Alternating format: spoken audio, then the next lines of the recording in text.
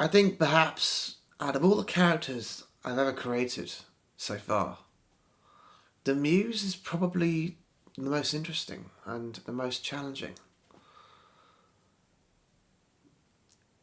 I suppose, really, in my own real life experience, I don't really have a single muse, but I draw inspiration from a number of sources.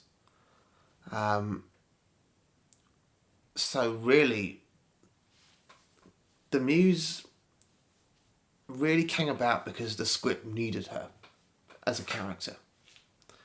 And she became, rather than disparate sources, she became this one figure who kind of is something between almost like a guardian angel meeting a personal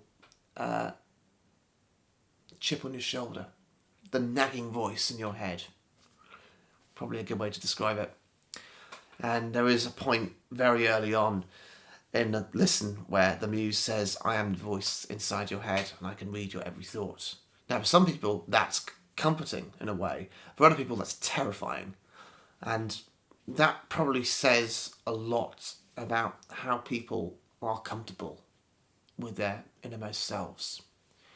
Um, there's also a lot of, I realised as well as that when I was writing it, there was a lot of biblical imagery with what the muse says at the end, and also the whole concept of wrestling an angel and it doing serious damage to you, which was all had biblical themes to it as well, which I was keen to explore because there was a lot of, the whole film did feel like a dark night of the soul, and it ends with this shaft of light, this hope blossoming inside, and it really is about bringing light to the dark places.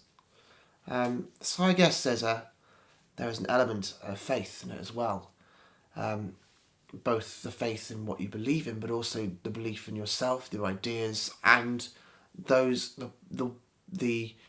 the place where you get these ideas from. For some people, that is God. For others, it can be everything around them, and it can, for some people, myself included, it can be both. I feel it's inspiration is where you look for it, and the more sources you can find, it means you've got more to play with.